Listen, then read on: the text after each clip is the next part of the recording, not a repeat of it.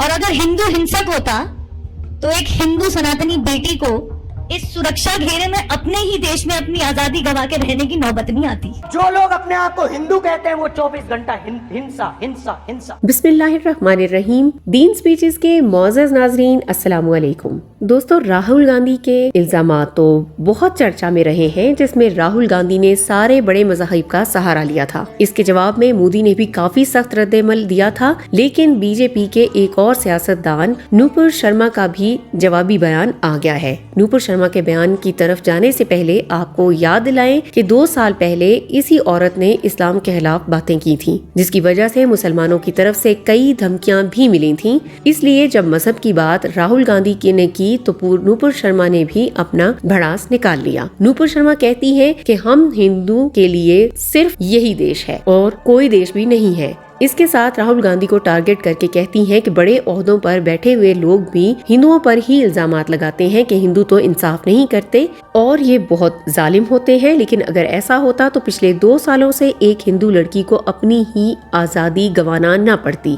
ऊंचे पदों पे बैठ के लोग कह देते हैं कि हिंदू सनातनियों का नरसंहार कर दो, और अगर हिंदू हिंसक होता तो एक हिंदू सनातनी बेटी को इस सुरक्षा घेरे में अपने ही देश में अपनी आजादी गवा के रहने की नौबत नहीं आती। अब नूपुर शर्मा ने अपने एहसासात का भी इजहार किया कि 2 साल पहले उस पर क्या गुजरी थी। नूपुर शर्मा को कई दिनों तक धमकियां आती रही और जाहिर सी बात है कि जब कोई इस्लाम के खिलाफ या हमारे नबी के खिलाफ नाज़ेबा जबान इस्तेमाल करता है तो फिर ऐसा ही होना था। लेकिन इसके बरअक्स नूपुर शर्मा काफी खुशकिस्मत है कि सरकार भी उसके खिलाफ नहीं गई। और कैसे जाती, क्योंकि वो खुद भी बीजेपी से ताल्लुक रखती है और बीजेपी हमेशा से मुसलमानों के खिलाफ रही है। आजादी का मतलब ये हरगिज नहीं होता कि कोई कुछ भी कहता रहे, किसी भी मजहब का मजाक उड़ाया जाए या किसी भी तरह लोगों को तंग किया जाए। किसी और घर की बेटी तो दूर की बात है, किसी और घर के किसी सदस्य को भी वो ना देखना पड़े जो मैंने देख लिया। और जब तक मेरी सांस है मैं उसी के लिए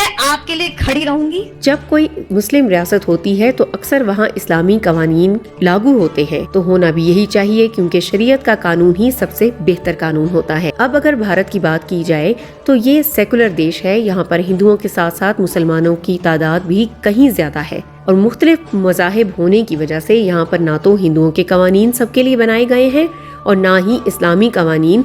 हर मजहब के लिए उसका अपना कानून मौजूद है। नूपुर शर्मा पर जब डर का वक्त गुजर गया तो उस वजह से एक डर इनके दिलों में भी बैठ गया है कि ऐसा ना हो कि कोई मजहब अपने कानून लागू कर दे। तो इस डर से नूपुर शर्मा कहती हैं कि हिंदुस्तान में देश का कानून चलेगा, कोई मजहब या शरीयत का कानून नहीं चलेगा। ये मेरे देश में नहीं चलेगा।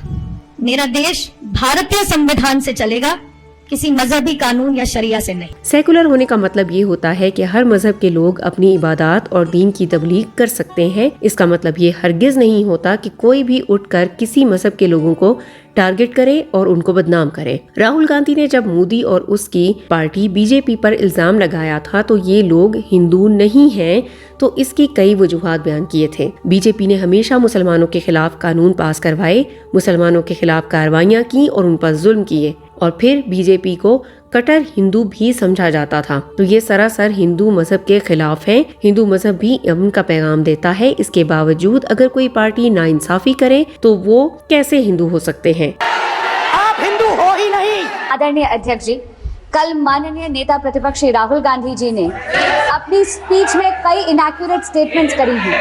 इसके तहत मैंने आपके समक्ष इसके नतीजे में बीजेपी ये समझ रही है कि अगर राहुल गांधी ने बीजेपी को हिंदू नहीं माना या बीजेपी को जालिम कहा तो इसका मतलब ये है कि राहुल गांधी सारे हिंदुओं को गलत कह रहा है और नाइंसाफी कर रहा है। जबकि इसके जवाब में राहुल गांधी ने कहा कि मैं बीजेपी की बात कर रहा हूं और बीजेपी पूरा हिंदू समाज नहीं है। पूरे हिंदू समाज को हिंसक कहना एक गंभीर विषय है। नरेंद्र मोदी जी पूरा हिंदू समाज नहीं है।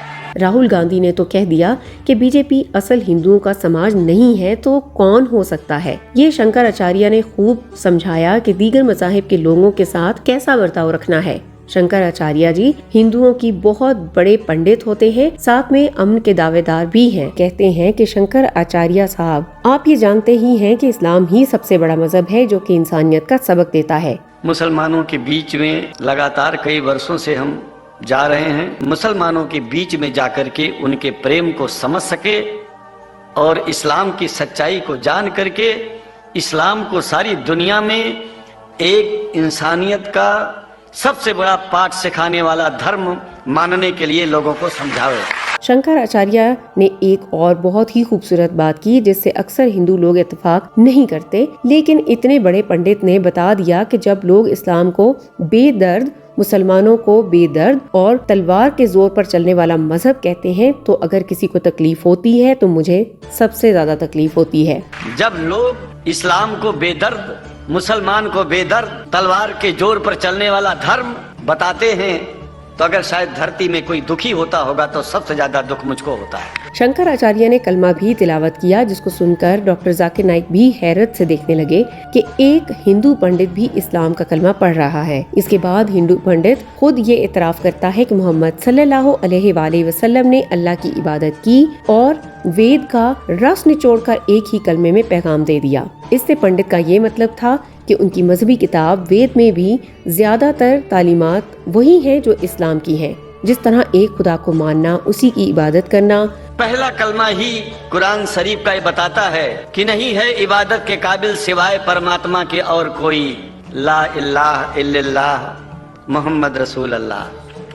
बहुत ही गहरी बात पंडित ने ये कही कि असल में अगर कोई हिंदू मजहब को समझना चाहता है तो वो पहले इस्लाम को पढ़े तो उसको अपना मजहब भी समझ में आ जाएगा, क्योंकि बहुत सारी बातें हिंदू किताबों में आपको ऐसी मिलेंगी जिसका जिक्र कुरान में हुआ है। साथ में ये भी अर्ज करता है कि अगर दिल से इस्लाम को कबूल कर लें तो इसमें कोई बुराई नहीं है, क्योंकि ये किसी इंसान का बनाया हुआ नहीं है, बल्कि एक खुदा ने इस मजहब को भेजा है। वेदों का रस निचोड़ करके मोहम्मद साहब ने परमात्मा की इबादत करके परमात्मा के पैगाम को एक ही कलमे में दे दिया। इससे बड़ा ग्रंथ दुनिया में और क्या हो सकता है। अब शंकराचार्य अपने ही कुछ लोगों पर बरस पड़ा कि कुछ हिंदू लोग शरपसंद हैं और मुसलमानों को बेदर्द कहते हैं, इस्लाम को बुरा कहते हैं, लेकिन ये समझता हूँ कि उससे कोई बुरा इस दुनिया में है ही नहीं, वो शैतान के बच्चे हैं।